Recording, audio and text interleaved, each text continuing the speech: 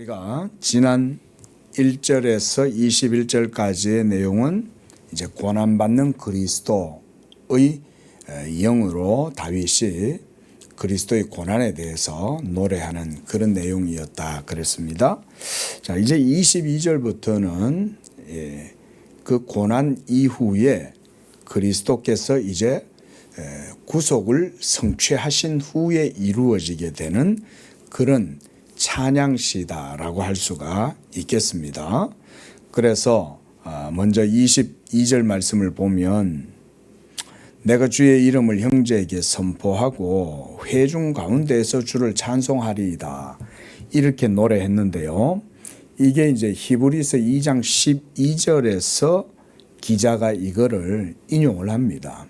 그래서 히브리서 2장 12절 내용을 보면 자, 먼저 11절에는 이렇게 해놨습니다. 거룩하게 하시는 이와 거룩하게 함을 입은 자들이 다 한 근원에서 난지라. 그러므로 형제라 부르시기를 부끄러워하지 아니하시고 이르시기를 12절 내가 주의 이름을 내 형제들에게 선포하고 내가 주를 교회 중에서 찬송하리라 하셨다. 자, 히브리서 기자가 지금 이 예수 그리스도께서 하나님의 택한 백성들 가운데 맏형이다, 맏이다, 맏아들이다 이렇게 이제 말씀을 하시면서 11절에서는 그렇게 얘기하죠. 거룩하게 하시는 이와 거룩하게 함을 입은 자들, 하나님의 백성들이죠. 그러니까 예수님과 그 다음 그 예수님의 구속의 은혜를 입고 거룩하게 된 자들, 우리죠. 그러니까 예수님과 예수 믿는 모든 자들은 다 한 근원에서 났다. 이렇게 이제 말을 하면서 인용한 성경 구절이 바로 이 시편, 오늘 우리가 읽었던 22편 22절의 내용이에요. 그렇게 보면 내가 주의 이름을 할 때 내가는 바로 예수님이라는 걸 알 수가 있죠. 그리고 주의 이름을 할 때 그때 주는 하나님의 이름이겠죠. 그 하나님의 이름을 형제에게 선포하고 회중 가운데 주를 찬송하겠다 그랬으니까 여기서 형제는 바로 예수님의 한 형제된 우리들을 얘기하는 거죠. 또 회중 가운데란 말은 하나님의 택하심을 입은 모든 무리들, 그들을 얘기하는 거고요. 자, 그런 의미에서 우리가 22절을 보시면 이제 바르게 성경 안에서 이해를 하는 겁니다. 그래서 바로 이 22절은 한마디로 부활하신 그리스도께서 자기와 함께 한 아버지 안에서 형제된 그런 성도들과 교회 가운데에 하나님을 찬송한다 이런 말이죠. 자, 이 찬송을 예수님이 지금 부활하신 상황 가운데에 하나님 앞에 찬송하고 있는 거죠. 그리고 우리도 그 그리스도와 함께 그 찬송 가운데 참여하고 있는 거죠. 여기서 지금 여러분들이 다 예배 드리고 있잖아요. 복음을 듣고 있고 하나님을 경외하고 있지 않습니까? 그러면 목사는 이 가운데에서 지금 예수 그리스도의 복음을 여러분들께 증거한단 말이에요. 그럼 여러분들도 목사가 증거하는 복음을 듣잖아요. 그러면 목사는 이제 예수 그리스도의 복음을 전하죠.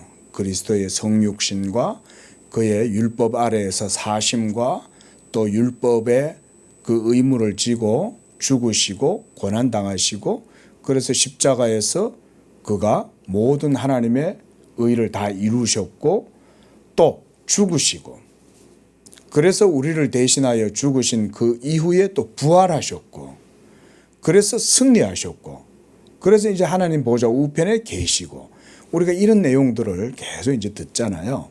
그럼 이런 것들이 바로 우리 가운데 이렇게 증거가 된다 이 말이죠. 그러면 바로 우리 안에서 예수님이 하나님께 찬송한다 이 말인 거예요. 하나님께. 자, 그러면 이렇게도 볼 수 있어요. 예수님의 찬송의 제목이라든가 가사는 여러분들이라고도 할 수 있어요.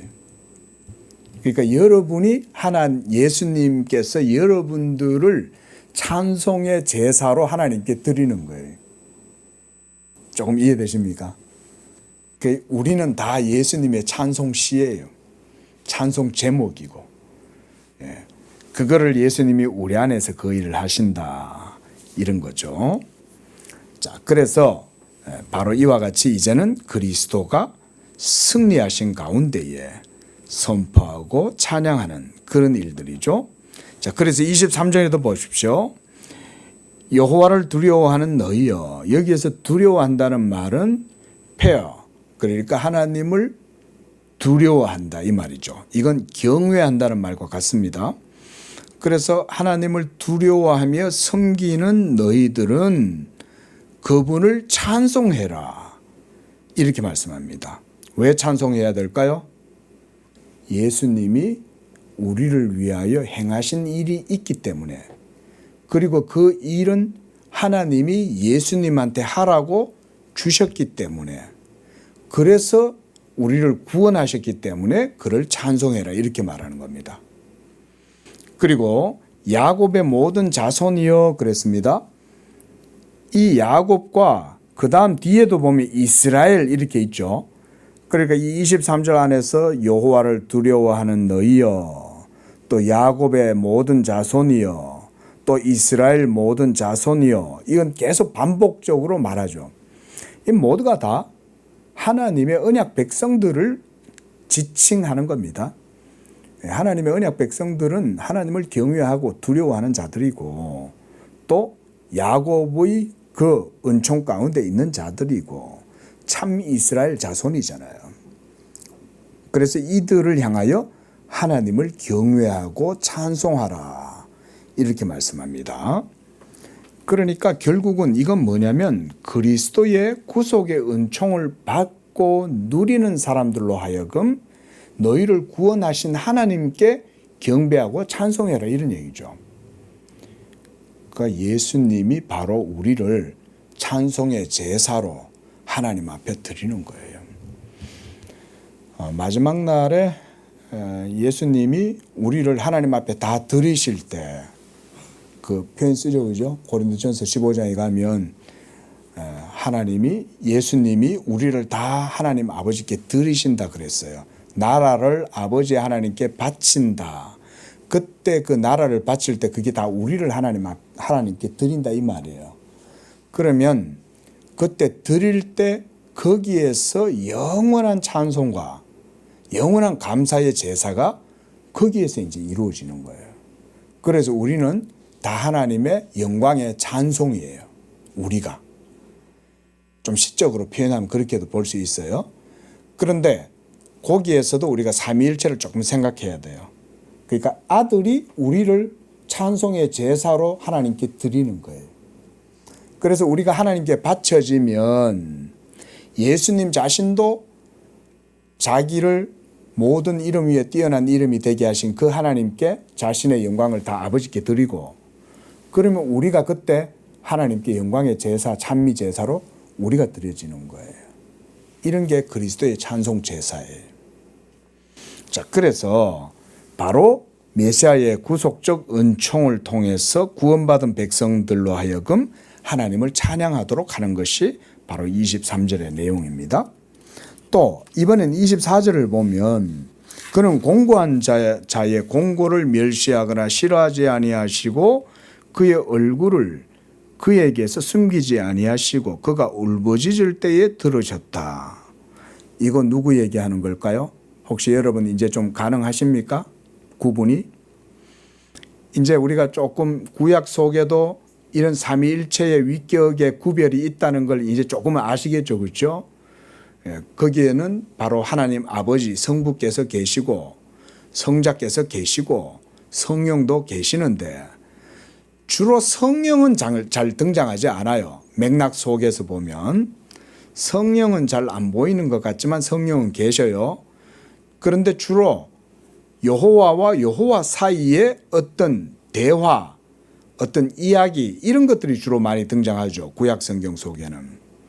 그런 걸 언약적 서사라 그래요.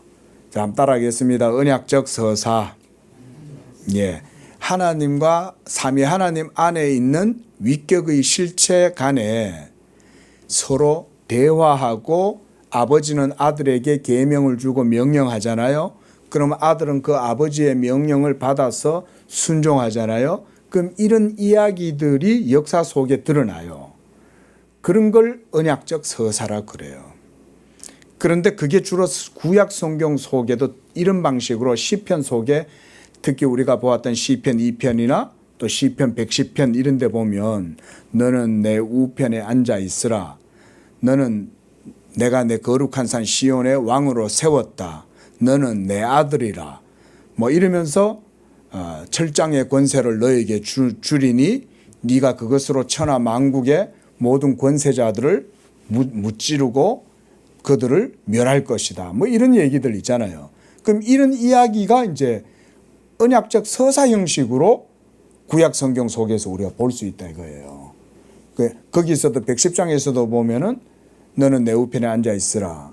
내가 너의 원수를 네 발등상 되게 하기까지 이러면서 이제 이런 얘기들도 다 이게 이야기잖아요. 이런 이야기가 원래 역사 속에서 있었는 게 아니라 어디서부터 있었다는 거예요. 말씀해 보세요. 창세전부터 어디서? 좀 신학적인 표현이긴 하죠. 예. 그렇죠. 삼위일체 하나님 안에서 아버지가 아들에게 하시는 그런 신적 협약, 이걸 그래서 우리가 신학에서는 신적 협약이다 이렇게 말해요.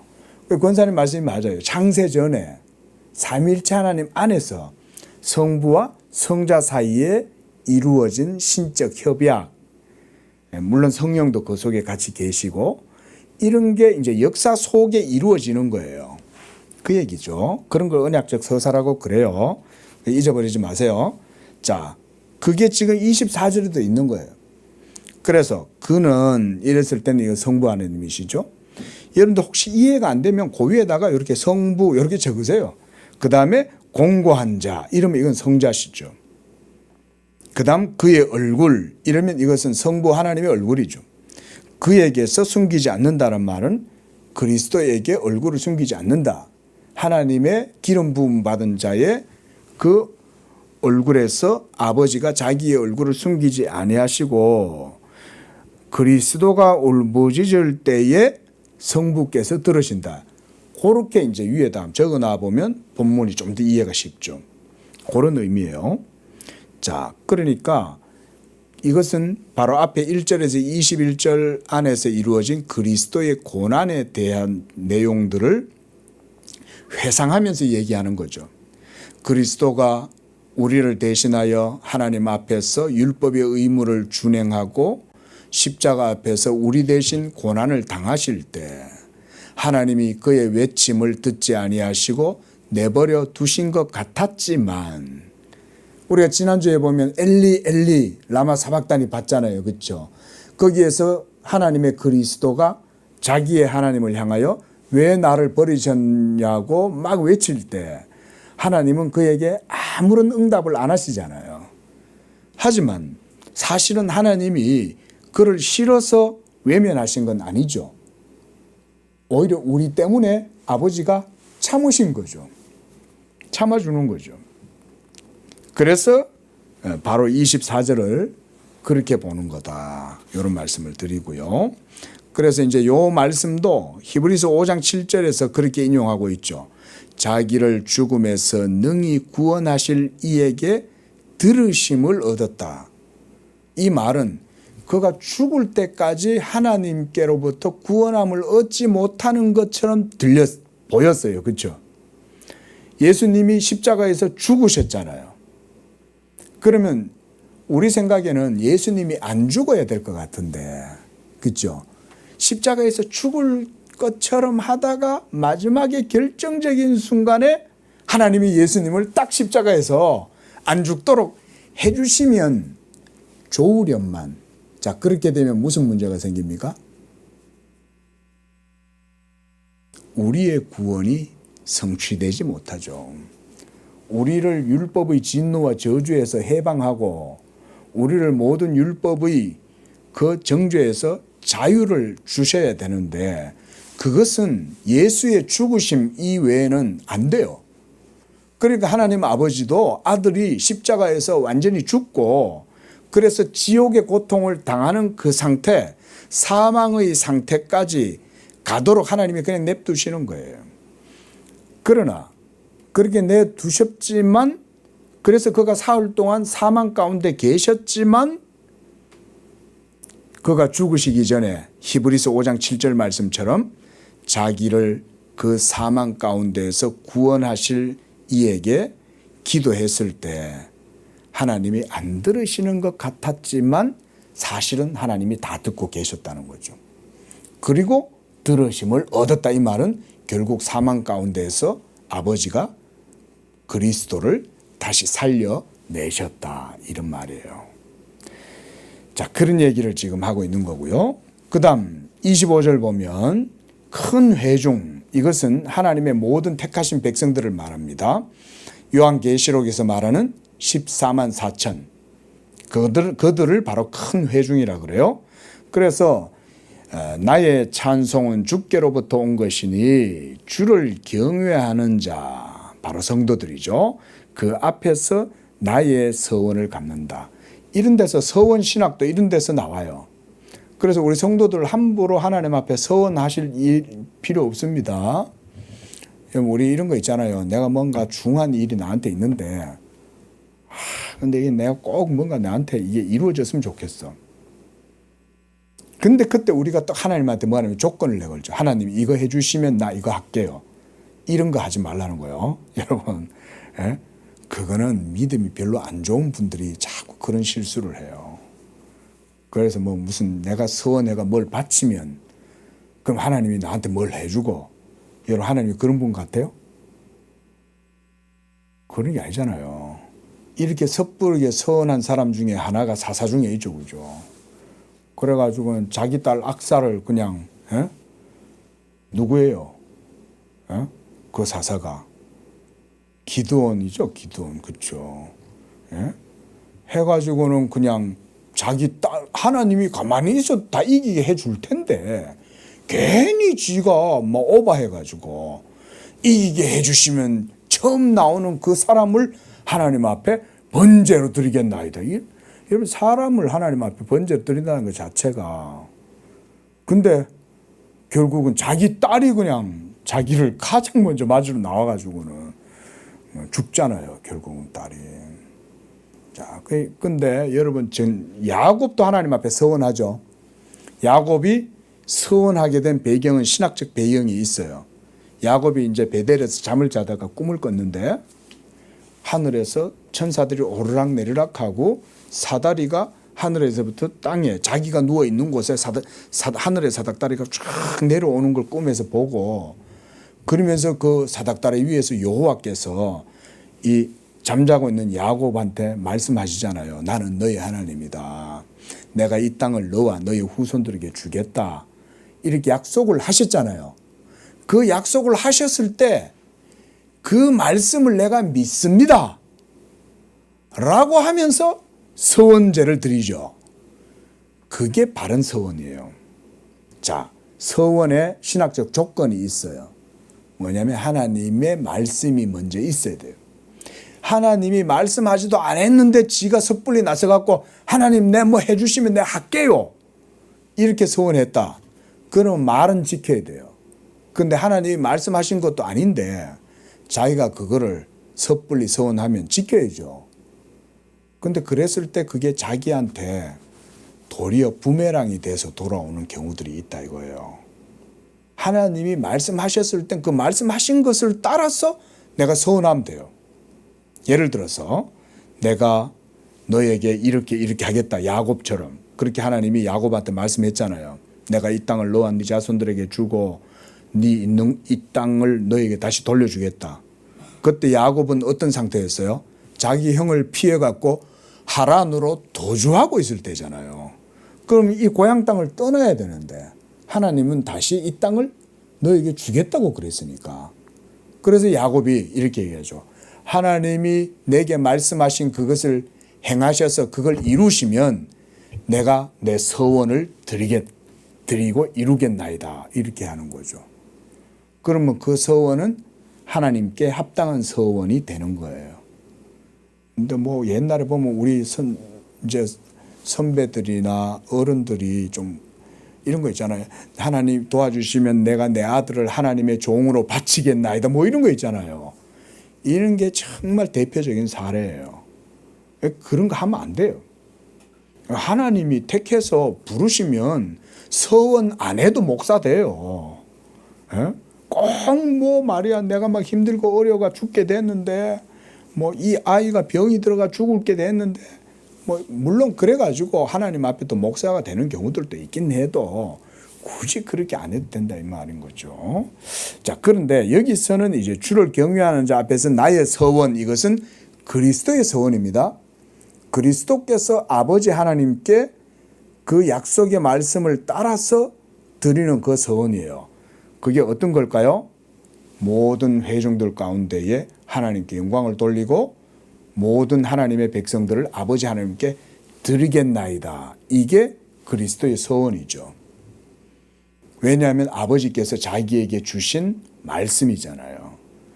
그래서 아버지께서 내게 주신 자들을 내가 하나도 잃어버리지 아니하고 다 구원하여 이 나라를 하나님 아버지께 바치겠나이다. 이게 그리스도의 서원입니다. 이것이 이제 십자가를 통해서 이 서원을 그리스도가 완전히 다 이루시죠.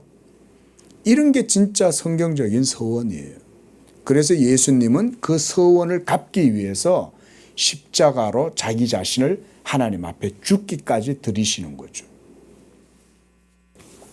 자, 그 다음 이제 이렇게 함으로써 이제 그리스도께서 언약의 풍성한 복을 드디어 그 택한 백성들로 하여금 누리도록 해 주신 거예요.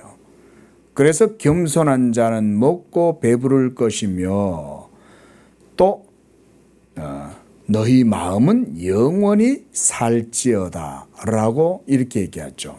이게 바로 먹고 배부름은 그리스도의 구속의 풍성한 은총을 얘기합니다. 예수님의 은혜. 그래서 우리가 예를 들어서 예수님의 성찬 이런 거 있잖아요. 그리스도의 떡을 먹고 그리스도의 잔을 마시고 이렇게 함으로써 우리가 영적으로 배부른 거죠. 그때 겸손한 자들, 바로 하나님을 경외하고 믿는 그런 겸손한 자들이고요. 또 너희 마음은 영원히 살지어다. 이것도 다 언약의 복입니다. 이 땅에서만 누리는 복이 아니라 이 땅에서도 언약의 복을 누리고 살고 복음의 권세를 누립니다.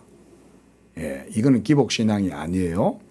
그래서 예수 그리스도를 믿는 성도들은 이 땅에서도 기업을 누립니다. 여러분, 다시금 말하지만 여러분 이런 게 다 신학적인 의미입니다. 기복신앙 아니에요. 그리스도의 언약의 복은 아브라함과 이삭과 야곱이 땅에서 복음의 권세를 누렸던 것처럼 우리 예수 믿는 성도들에게도 동일하게 줍니다. 여러분, 이거 꼭 기억하시고요. 바로 이런 것들을 이 땅에서도 누리고 살아가고 내세에서도 누리고 살아가는 것을 말하고 있는 거죠. 그게 바로 부활의 영생, 이런 것입니다. 자, 그 다음에 보면 우리가 28절 보도록 합니다. 28절에 나라는 여호와의 것이요 여호와는 모든 나라의 주제시다. 그러니까 바로 지금도 그리스도 안에서 하나님의 통치권을 이렇게 인정을 하는 거고요. 또 29절에도 보면 세상의 모든 풍성한 자가 먹고 경배하고 진토에 내려가는 자, 자기 영혼을 살리지 못할 자, 이들은 누굴까요? 예수 안 믿는 사람들 얘기하는 거예요. 예수 믿지 않고 아담 안에서 살다가 그저 육체 가운데서 죽음을 맞이하는 자들, 그래서 자기 영혼을 살리지 못한 그들도 하나님께 절한다 이 말인 거예요. 그래서 마지막 날이 되면 예수 그리스도의 영광은 믿는 자들에게만 인정받는 게 아닙니다. 믿지 않는 자들에게도 그리스도는 영광 중에서 드러납니다. 그래서 천국에 있는 자들뿐만 아니라 지옥에 있는 자들에게도 이 그리스도의 영광은 전파된다. 그리고 무엇보다 이것은 이제 종말론적인 그런 의미라고도 할 수가 있죠. 마지막 날에 이루어지게 될. 그래서 예수 믿는 자들뿐만 아니라 믿지 않는 자들, 그래서 사망 가운데 있는 그런 자들에게조차도 그리스도의 영광은 드러나게 되리라는 것을 얘기하고 있죠. 자, 이런 것들이 바로 마지막 그리스도로 말미암는 하나님의 대심판이 이런 식으로 드러나게 되는 거죠. 자, 그래서 이제 30절에 보면 후손이 그를 섬긴다 그랬습니다. 지금도 계속 2000년 동안 계속 복음이 전파됐잖아요. 그러니까 어떻게 보면 이 복음 언약이 역사 속에 계속적으로 후손들에게 자자손손 전파되죠. 이런 얘기를 지금 하고 있어요. 제가 바로 요 앞에서도 말씀했다시피 그리스도의 복음과 언약은 내세에서만 누리는 게 아닙니다. 그래서 주 예수를 믿으라 그리하면 너와 너의 집이 구원받는다 그랬잖아요. 이때 집이라는 개념은 한 사람의 개인 구원만 의미하는 게 아닌 거예요. 이 언약적 복은 후대에도 계속해서 그 효력이 영향을 미쳐요. 우리가 그 유아 세례도 주죠. 그 유아 세례를 줄 때도 그 유아들은 믿었기 때문에 세례를 받는 게 아니잖아요. 그 부모가 믿기 때문에 그 자손에게 언약을 인치는 이게 이제 유아 세례거든요.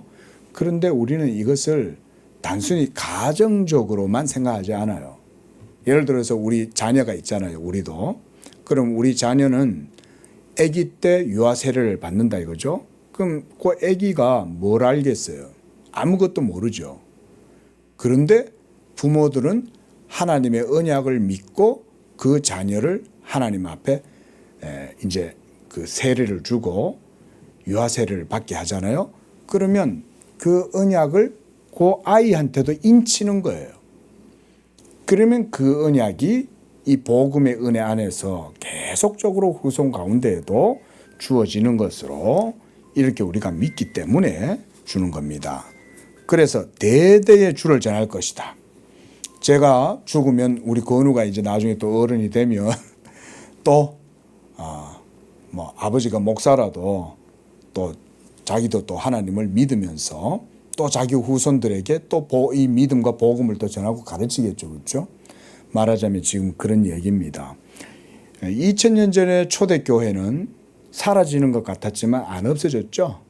계속해서 교회는 역사 속에 면면이 흘러오면서 유럽으로 교회가 가고 그래서 종교개혁 당시 때 다시 교회가 회복되고 그러고 나서 신대륙이 또 발견이 되면서 또 저 아메리카로 또 이렇게 청교도들이 또 건너가고 그렇게 해서 그 복음이 계속해서 흘러 와가지고 이 조선 땅에까지 복음이 왔잖아요. 이런 것들이 바로 이 그리스도의 나라와 복음이 이렇게 전파된다는 것을 보여주는 거예요.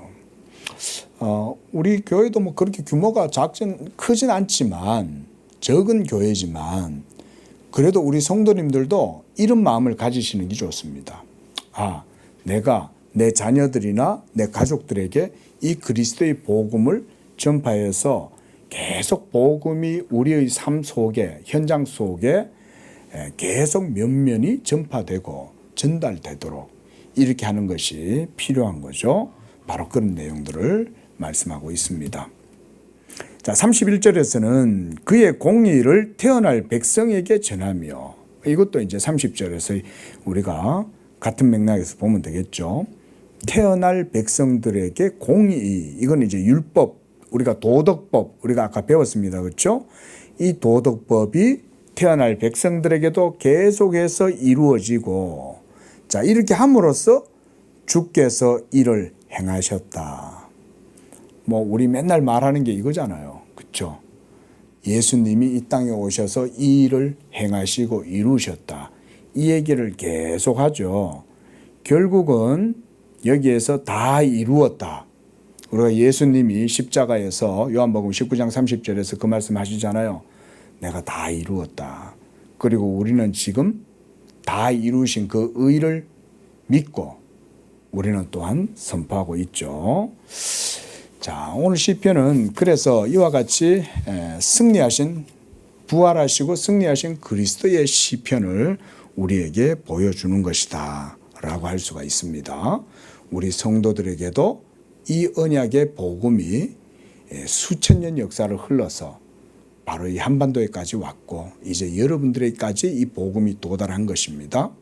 그래서 여러분들도 이 그리스도의 복음으로 말미암아 이 땅 가운데에서도 영적으로 풍부하게 하나님의 생명의 양식을 먹고 배부르고 또 여러분들 하시는 모든 삶 가운데에서도 이 언약이 계속해서 번성해 나감으로써 그 가운데 복된 삶이 이루어지는 그런 은총 또 역사가 있기를 축원을 드립니다.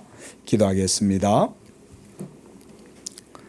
자비로우신 하나님, 지금도 살아계시고 지금도 예수 그리스도의 이 복음 진리를 통해서 하나님의 뜻이 하늘에서 이루어진 것처럼 땅에서도 이루어지게 하시고 특별히 하나님을 섬기는 백성으로 불러주신 우리 성도들의 삶 속에서 이 언약의 복이 복음을 통해서 이루어지는 그런 삶이 되게 도와 주시옵소서. 그리하여 사망 권세 이기시고 부활하시고 승리하신 그 그리스도의 이 복음의 은총을 우리 성도들의 모든 삶 속에서 누릴 때에 이 땅에서도 먹고 배부르게 하시고 또 영원한 생명과 삶을 누리는 그런 우리 양재교회 성도님들 다 되도록 축복해 주시옵소서. 예수님의 이름으로 기도합니다. 아멘.